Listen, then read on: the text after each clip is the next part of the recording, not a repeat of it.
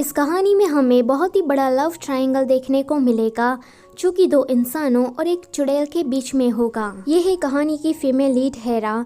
इसे अपनी जिंदगी में सिर्फ और सिर्फ प्यार चाहिए क्योंकि ये अपनी ज़िंदगी में काफ़ी ज़्यादा अकेली है। ये अपनी फीलिंग्स किसी ऐसे इंसान से शेयर करना चाहती है जो कि उसे पसंद करता हो। ये है कहानी का मेल लीड सुहो। इसने अपनी ज़िंदगी में एक ही लड़की से प्यार किया है एंड वो अपने प्यार को बचाने के लिए कुछ भी करने को तैयार है। ये है कहानी की सेकंड फीमेल लीड शेरॉन। ये पिछले 250 सालों से जिंदा है, मतलब कि जोसेनेरा से। शेरॉन अपने प्यार को हासिल करने के लिए किसी भी हद तक जा सकती है एंड उसका प्यार और कोई नहीं लेकिन सुहो है। कहानी की शुरुआत में हमें हेरा को दिखाया जाता है जो कि एक ट्रैवल एजेंट है। अभी वो अपने कस्टमर्स को इंस्ट्रक्शन वगैरह दे रही थी। इससे हमें पता लगता है कि वो काफ़ी ज़्यादा हार्ड वर्किंग है। दूसरी तरफ सुहो अभी एब्रॉड में था एंड उसने अपने खुद के पैसों से एक कासल खरीद लिया था। वहाँ पर उसे एक लेटर पढ़ा मिलता है। उसमें लिखा था कि मैं आशा रखती हूँ कि तुम्हें वो लड़की आने वाले क्रिसमस पर मिल जाए। फिर वो एक बॉक्स को ओपन करता है जहाँ पर वो एक लड़की की तस्वीर को बड़े ध्यान से देख रहा था एंड ये लड़की और कोई नहीं लेकिन हेरा है। यहाँ कोरिया में हेरा अभी अपने ऑफिस में काम कर रही थी एंड उसके कंप्यूटर स्क्रीन पर उसी कासल को हमें दिखाया जाता है जो कि सुहो का है। हेरा के डेस्क पर उसके बॉयफ्रेंड की फोटो भी थी। जैसे ही काम खत्म होता है तो हेरा उसे मैसेज करके बता देती है कि वो अब घर जा रही है। रिप्लाई में जीहुन उसे कहता है कि मैं एक प्रोस्टिक्यूटर हूँ एंड मैं भी देर रात तक काम करता रहता हूँ तो मैं भी काफी ज्यादा थक गया हूँ। लेकिन ये सरासर झूठ होता है क्योंकि वो तो होटल में किसी लड़की के साथ गुलछर्रे उड़ा रहा था। सुहो के पास उसी कासल का एक बंदा आकर कहता है कि जितने भी तुम्हारे हेटर्स थे, कॉम्पिटिटर्स थे, वो एक के बाद एक सभी मारे गए कि तुम्हारे पास कोई स्पेशल पावर है। सुहो कहता है कि तो आप ये कहना चाहते हैं कि मैंने उसे मारा। सुहो के ऐसे गुस्सा होते ही वहाँ पर रखा एक नाइट का पुतला गिर जाता है। वो बंदा कहता है कि आप जरूर लकी होगे, डिवाइन की आप पर ब्लेसिंग है। अगले दिन हेरा के ऑफिस में कोई कस्टमर आकर हेरा से बदतमीजी करने लगता है। वो उसे एक चाटा मारकर बहुत सारी बातें सुना देता है। हेरा की इसमें कोई भी गलती नहीं थी, फिर भी ये बंदा तो रुकने का नाम ही नहीं लेता। सभी लोगों के सामने वो हेरा की बेइज्जती करके वहाँ से चला जाता है। उसके जाने के तुरंत बाद हेरा को पुलिस स्टेशन से कॉल आता है। जब वो वहाँ पर पहुँचती है तो पुलिस वालों ने उसके बॉयफ्रेंड जीहुन को पकड़कर रखा था। हेरा को पता लगता है कि जो ये जीहुन है वो कोई प्रोस्टिक्यूटर नहीं है लेकिन बेरोजगार है। वो अमीर लड़कियों के साथ घूमता फिरता है एंड उसके पास से पैसे मांगता है। जीहुन उसे कहता है कि देखो हेरा, मैं तुमसे बहुत ही ज्यादा प्यार करता हूँ, इसीलिए कभी भी मैंने तुमसे पैसे नहीं मांगे। हेरा उसे पूछती है कि ये सब कुछ क्या है, तुम तो एक प्रोस्टिक्यूटर थे ना। तो इस पर जीहुन उसे कहता है कि मुझे तुम पर काफ़ी दया आती है कि तुम अनाथ और गरीब हो, इसलिए मैंने तुमसे झूठ कह दिया कि मैं एक प्रोस्टिक्यूटर हूँ। हेरा उसे कहती है कि तुमने अभी जो कुछ भी किया मैं उसे भूल जाऊंगी। तुम भले ही मुझे पसंद ना करते हो लेकिन मैं तुम्हें सच में पसंद करती हूँ। जीहुन उसे कहता है कि तुम समझ नहीं रही हो, तुम गरीब और अनाथ हो, ऊपर से तुम एक आंटी को भी संभाल रही हो।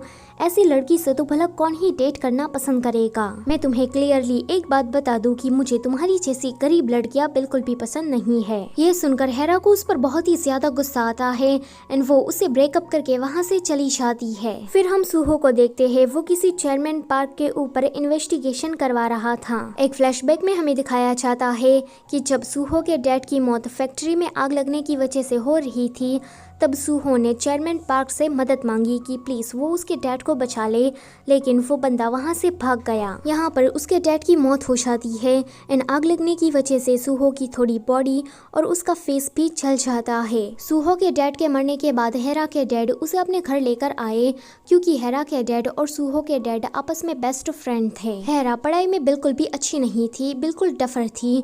सुहो अपने डैड की तरह स्मार्ट था, इसीलिए वो उसकी पढ़ाई में काफी मदद किया कर देता था। यही सारी बातों को सोचकर सुहो किसी को हेरा को ढूंढने का ऑर्डर देता है तो सामने से वो बंदा कहता है कि हेरा की फैमिली जब बैंकरप्ट हुई तभी उसके पेरेंट्स की मौत हो गई थी। अभी हेरा कहाँ पर है ये बात किसी को भी नहीं पता है, शायद उसने अपना नाम चेंज कर लिया है। सुहो कहता है कि जो भी हो लेकिन आप मेरे लिए उसे फाइंड कर दीजिए क्योंकि मैं जल्दी ही कोरिया वापस आने वाला हूँ। हेरा जब ब्रेकअप करने के बाद घर वापस आ रही थी तो उसकी मकान मालिक मालिक उसे कहती है कि तुम्हें अगले ही महीने घर खाली करना होगा। ये सुनकर हेरा घर के अंदर जाकर आंटी से झगड़ा करने लगती है एंड कहती है कि मैंने जो आपको डिपॉजिट के पैसे दिए थे वो भी आपने खर्च कर दिए, और जो मैं रेंट पे करने के लिए आपको पैसे देती थी वो भी आपने खर्च कर दिए। आंटी तो इमोशनल ड्रामा करने लगती है।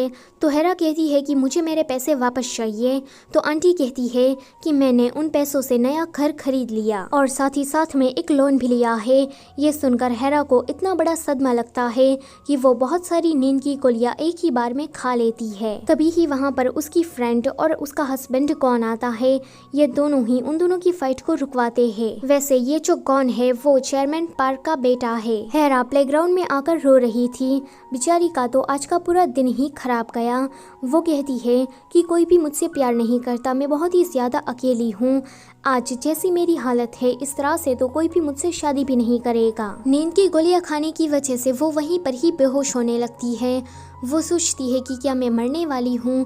उसे तभी ही सूहो आवाज देता है। अचानक से ही वहाँ पर हवा तेज होने लगती है एंड एक रेड कोट उसकी तरफ उड़ता हुआ आता है। एक फ्लैशबैक में हमें दिखाया जाता है कि हेरा के पेरेंट्स ने ये कोट शेरॉन के पास से बनाने को दिया था। फिर हेरा उठकर उसी शेरॉन टेलर के पास अपने आप ही चली जाती है। वो शेरॉन को देखकर कहती है कि मैं अपना कोट लेने के लिए आई हूँ। शेरॉन उसे कहती है कि तुम हेरा हो, पहले तो तुम काफी रिच हुआ करती थी, लेकिन जरा अब तुम्हारी हालत तो देखो। शेरॉन उसे उसका कोट देकर उसको घर छोड़ने के लिए जा रही थी।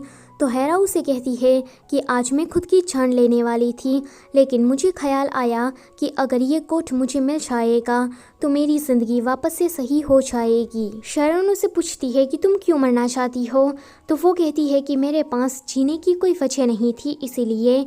शेरॉन कहती है कि अगर मैं तुम्हें जिंदगी जीने की कोई वजह दूँ तो बदले में तुम मुझे क्या दोगी। हेरा उसे पूछती है कि तुम्हें क्या चाहिए। तो वो कहती है कि मुझे तुम बनना है, मुझे तुम्हारी जिंदगी चाहिए। हेरा उसकी बात को मजाक में लेकर बेहोश हो जाती है एंड जब वो उठती है तो वो अपने घर में थी। वो अपने पास उस रेड कोट को देखकर सोचती है कि अच्छा तो वो कोई सपना नहीं था। हेरा उसी रेड कोट को पहनकर कंपनी आती है तो उसे पता लगता है कि कल जो कस्टमर उसके साथ बदतमीजी कर रहा था उसका कार से एक्सीडेंट हो गया है एंड अभी वो हॉस्पिटलाइज है। कैंटीन में हेरा को बलगोगी खानी थी लेकिन वो खत्म हो गई थी, मगर उसे पता लगता है कि जितने भी लोगों ने बलगोगी खाई उनका पेट खराब हो गया है एंड वो सभी लोग बार बार टॉयलेट का चक्कर काट रहे हैं। अब किसी की भी हालत ठीक नहीं थी, इसलिए ये सभी लोग हेरा को स्लोवेनिया भेज देते हैं बिजनेस के काम से। हेरा आज पहली बार प्लेन में बैठकर अब्रॉड जाने वाली थी, इसलिए वो काफी ज्यादा नर्वस फील करती है, मगर वो स्लोवेनिया में जाकर अपना काम अच्छी तरीके से पूरा कर देती है। वहाँ के जो कलीग्स थे वो लोग हेरा से कहते हैं कि तुम्हें कोरिया की टिकट कुछ दिनों के बाद ही मिलेगी, तो क्यों ना तुम स्लोवेनिया में थोड़ा घूम फिर लो। वो लोग उसे एक फोटोग्राफर को सजेस्ट करते हैं जो कि काफी अच्छी फोटो खींचता है एंड ऊपर से वो कोरियन भी है। अगले दिन हेरा जब उस फोटोग्राफर से मिलने के लिए जाती है तो वो फोटोग्राफर पर्सनल प्रॉब्लम की वजह से उसके पास नहीं आ पाता। यहाँ हेरा को सूहो मिल जाता है क्योंकि उसने ब्लैक लेदर जैकेट पहनी थी, ऊपर से उसके हाथ में कैमरा भी था, इसीलिए वो गलत समझ लेती है कि शायद यही वो फोटोग्राफर होगा। लेकिन जब सूहो उसे पहली बार देखता है तो वो उसे देखता ही रह जाता है एंड पहली ही नजर में उसे पहचान लेता है कि यही उसकी बचपन की दोस्त हेरा है। हेरा सूहो को फोटोग्राफर कह के बुला रही थी तो सूहो उसकी ये गलत फहमी दूर नहीं करता एंड उसकी कुछ फोटो वगैरह खींच देता है। सूहो उसे कहता है कि तुम काफी डिप्रेस्ड लग रही हो, थोड़ा स्माइल करो।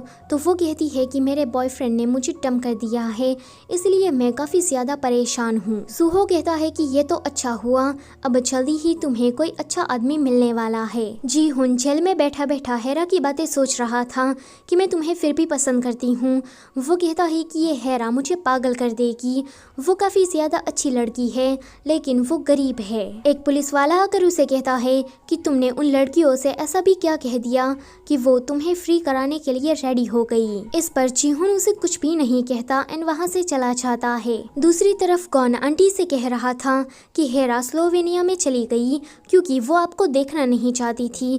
हेरा की फ्रेंड कहती है कि आंटी क्या आपने हेरा के बॉयफ्रेंड को देखा। तो आंटी कहती है कि हाँ वो तो बहुत ही ज्यादा हैंडसम है एंड एक प्रोस्टिट्यूट कंप्यूटर है तो गॉन यहाँ पर जीहुन की सारी सच्चाई इन लोगों को बता देता है। आंटी गॉन से कहती है कि मुझे पता है कि तुम हेरा को पसंद करते हो, लेकिन तुमने इस लड़की से शादी की क्योंकि ये पैसे वाली थी। हेरा बहुत ही ज्यादा अच्छी लड़की है, तो तुम लोग ना उसके बारे में बुरी बुरी बातें मत सोचो।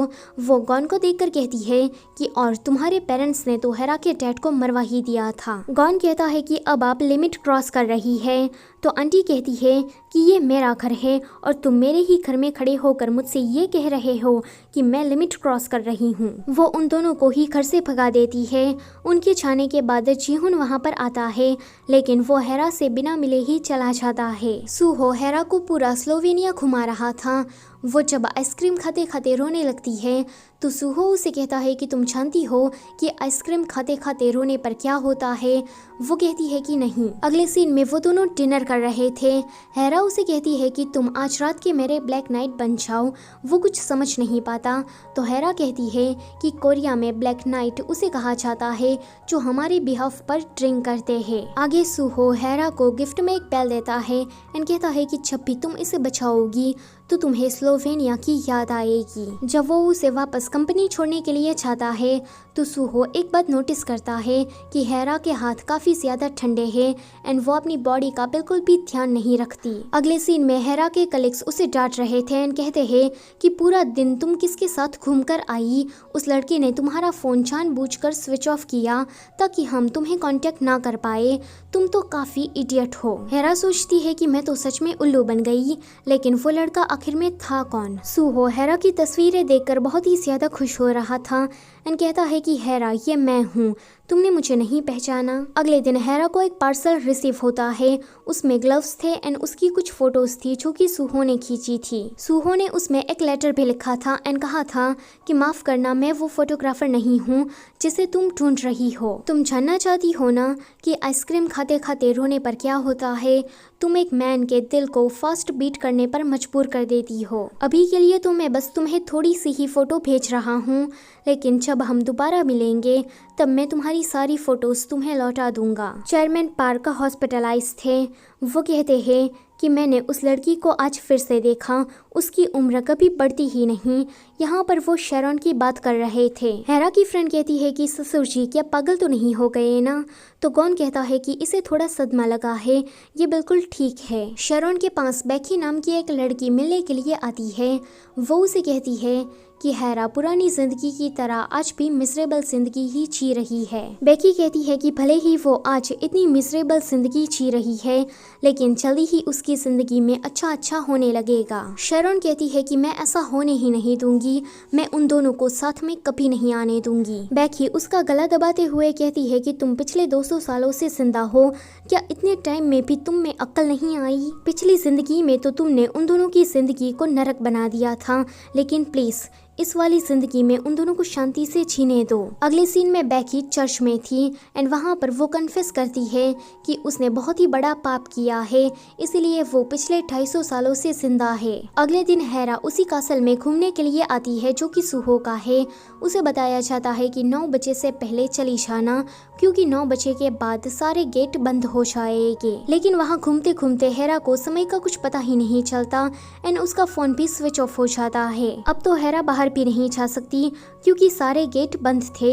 हेरा वहीं पर ही रुकने का सोचती है। थोड़ी देर के बाद वहाँ पर सूहो आता है एंड वो उसे इस तरह से सोते हुए देख लेता है। अगले दिन हेरा जब उठती है तो वो सूहो के बेड पर थी।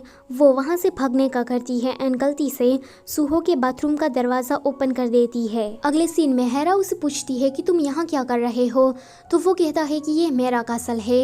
हेरा उसे पूछती है कि तुमने उस दिन सच क्यों नहीं बताया कि तुम वो फोटोग्राफर नहीं हो। इस पर सूहो उसे कहता है कि मैं तुम्हारे साथ रहना चाहता था, इसलिए मैंने तुम्हें सच नहीं बताया। हेरा उसे पूछती है कि तुम हो कौन, तो वो कहता है कि मैं तुम्हारा ब्लैक नाइट हूँ।